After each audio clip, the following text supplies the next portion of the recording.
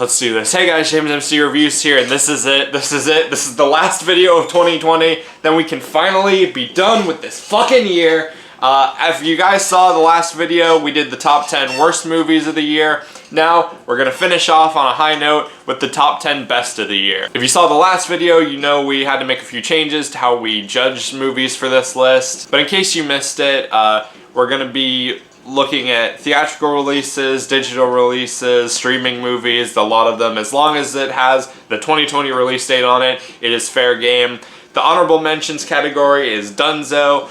These are my personal opinions of my personal favorite movies of the year, and I invite you to leave all of your favorites and least favorites down in the comment section below. I've been stalling for too long, so let's just get into this. These are the top 10 best movies of 2020.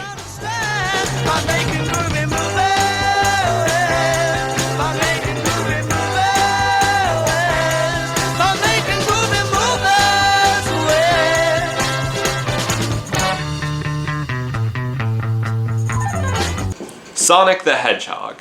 No, I'm not joking. I thought about putting this movie on here for the memes, but the more I thought about it, I felt like this movie did deserve the number 10 spot just for the turnaround that it made. It went from being one of the biggest jokes on the internet to one of the highest grossing video game movies of all time. But the big question is the movie still good when you don't compare it to what it could have been? Absolutely. It's a fun buddy story, the characters are charming, all the actors are having the time of their lives, the action scenes are really fast paced, and of course, the character design on Sonic is absolutely adorable. By no means is this a masterpiece, but it doesn't need to be. It's just a fun time with your favorite blue blur, and sometimes that's all you need.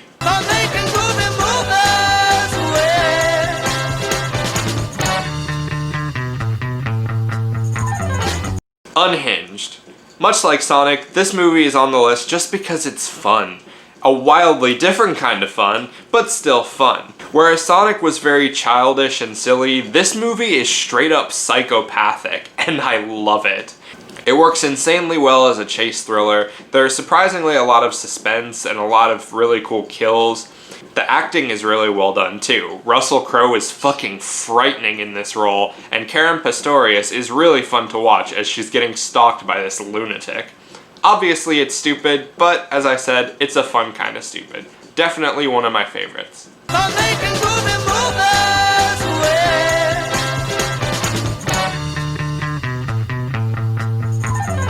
The Kid Detective. The title for this movie is very misleading, and I think that's why it kind of flew under the radar for most people, but I was pleasantly surprised by this movie. The story is like if a Nancy Drew, Hardy Boys, or even Scooby-Doo type of neighborhood detective actually grew up and had to deal with real adult dilemmas. It's a really good concept that leads to a lot of surprisingly effective scenes. They show the contrast between him as a kid solving crimes for lunch money and him as an adult binge drinking on his couch, and it's a sad juxtaposition. The movie is a bit of a downer in some areas, but it does have a sense of humor. The lead actor does a very good job, and it's just a very endearing movie. Check it out if you haven't already.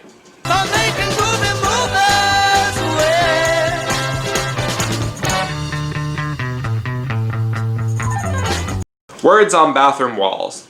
Much like Kid Detective, I did not expect to love this movie as much as I did. But just from the visual standpoint alone, this is hands down one of the most stunning films I've seen this year. The way they portray schizophrenia is both really creative and in some cases really haunting. You can feel the anxiety and terror pulsating through the screen. On top of that, we have some top-tier performances from Charlie Plummer and Taylor Russell, a really sweet and heartwarming story. Yeah, there are some cheesy moments, but it's so much better than I thought it would be.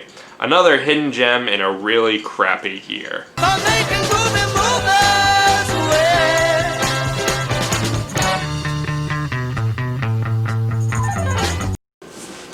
Hamilton. Yeah, I know. Technically this was filmed in 2016, and technically it's not even a movie because it was just a filmed stage production, but here's what I have to say to that. Sit down, you fat Even if we do get a proper Hamilton movie somewhere down the road, I don't think it could even come close to topping this. First off, the show itself is a masterpiece. The songs, the dancing, the acting, the staging, the set design, everything in the show is done to perfection, and I can only imagine what it's like seeing it live. But this film version elevates it to a whole other level. The cinematography and camera angles give you a very personal point of view. It's very well edited in a lot of parts, particularly the rewind section of Satisfied. All these elements, the way it looks, sounds, feels, everything, makes for a really awesome viewing experience. It was really cool of Lin-Manuel Miranda and Thomas Kail to put this out there, and I was so glad to finally be introduced to this show in such a well put together way.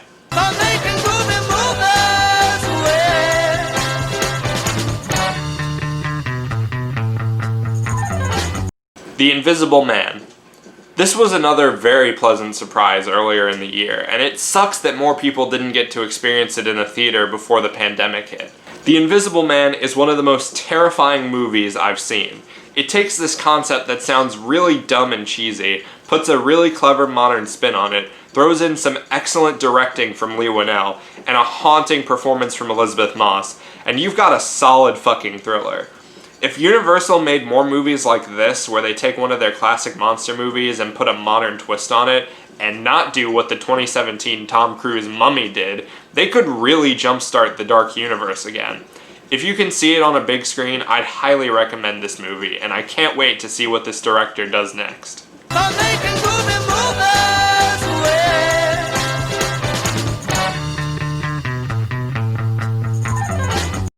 Soul.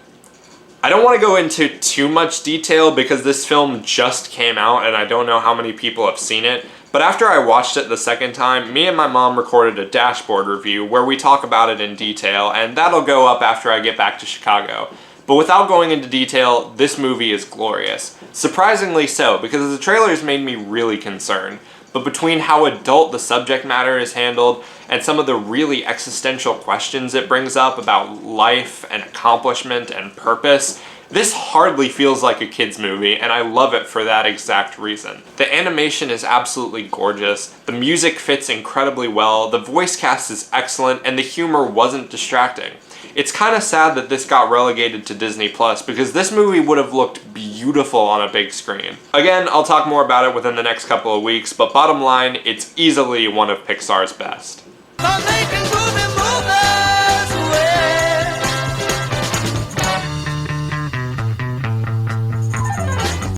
Promising Young Woman.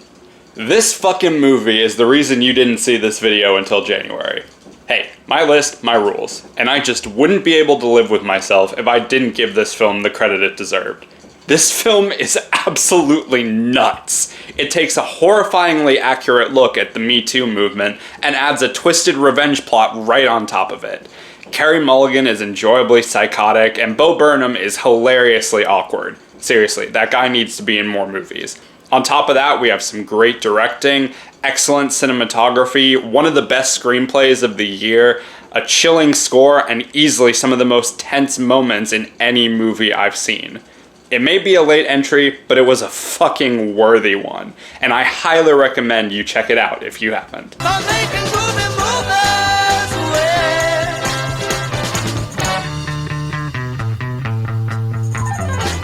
Kajillionaire. I was really interested in this movie, but did not expect it to hit me emotionally as much as it did. I walked out of this movie not even knowing what to say about it. The first act is admittedly kind of slow-paced, which had me kind of worried, but the rest of the movie is really damn good. It's very quirky and awkward, but it also has some very sad moments too. The character of Old Dolio perfectly captures the feeling of a child in a broken home, even if she is in her 20s. She's been raised in a loveless environment for so long that she's just kind of gotten used to not feeling anything emotionally. But when she does finally get to break out of those bonds and feel for herself, it's incredibly satisfying to see. On top of that, we have some great performances, a well-written screenplay, and some nice cinematography. I honestly would not be surprised if this gets awards recognition, which I know isn't saying much because what else is there? But still, it's a really wonderful movie, and if you can find a way to watch it, I highly recommend it. You won't be disappointed.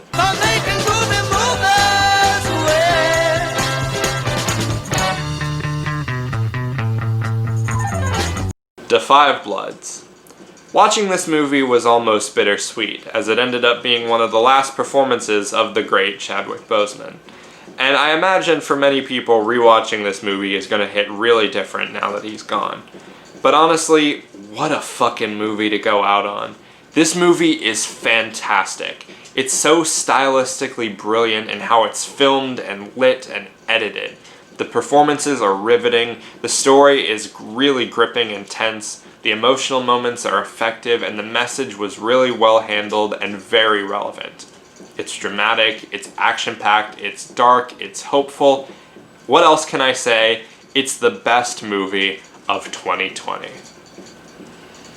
And there you go. Those were the top 10 best and worst movies of 2020. What did you think? Did you agree with my list? Did you not? What are some of your favorites and least favorites? Let me know down in the comments. And if you've made it this far, I'd like to take just a couple more minutes of your time. And this isn't a bit. I just wanted to talk to you guys for a second, just straight up. 2020 has put all of us through the ringer. We've all had to deal with something, whether it be on a large scale or something very personal. We've had to deal with one of the worst pandemics in over a century. We were led by an irresponsible and clueless government. We saw really horrific displays of racism and police brutality. We lost some very inspirational and important people. And even, as I said, on a personal level, we've all had some challenges that we've had to overcome, whether it be having to get acclimated to online classes for school, or not being able to go out anywhere, and the loneliness of not being able to see your friends or family, or losing a loved one, or getting evicted from your home, or losing your job. It's been a very sad, stressful, aggravating, and for a lot of people, a very lonely time. And even though I'd like to believe that 2021 is going to be a lot better, we don't know what the future holds. But whatever the case is, we all have to be there for one another. And it's gotten increasingly harder to do that because we've become so split up on things like politics and religion and all this bullshit that really should not matter. And we've spent all this time like getting at each other and tearing each other down when we really should be picking each other back up and looking out for, the people that aren't as fortunate as we are. And I honestly consider myself really blessed that I have so many support systems from my parents, my girlfriend, my friends, everyone like that. But the truth is, there are a lot of people that aren't as lucky as me or you or anyone else. And this year has probably taken a toll on them the worst. And it's probably been a really stressful and sad emotional time. It's left them feeling really lost and confused and worried. And it's just so devastating to think about. So if I could ask you guys, everyone watching this video, to do one thing, it wouldn't be to it wouldn't be to subscribe or do any of that stuff, but in the description of this video there's going to be a link to a Facebook fundraiser for the National Suicide Prevention Hotline. Suicide figures have gone up this year because of the pandemic, and that is absolutely devastating, and that should not be the case. And these guys are, working around the clock to show people who are going through a rough patch that there are people that fucking care about them. So if I could ask you guys to all go in the description and donate. I've never done a proper fundraiser like this before, but I figured it was an appropriate thing to do, for the end of this year, because after a year that has brought out some of the worst of humanity, I feel like it's important to show that there is still some good left in us and there is still some hope after all of this. So please go down to the description, check on the fundraiser. The goal that I set is $2,020. I know it's stupid, but I had to do it. I could not. But yeah, check out the fundraiser. Please give what you can. The way that the Facebook fundraisers work makes it so that your money goes directly to the charity. None of it goes into my pocket at all. So yeah, I just highly encourage you guys to please give what you can.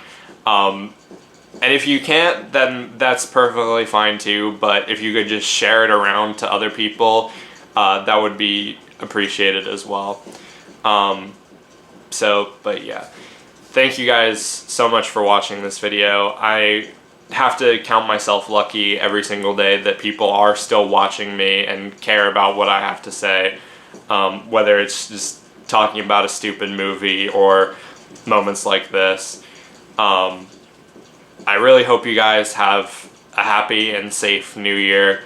I hope you guys were able to find some sort of happiness and catharsis in what ended up being a really, really shitty year.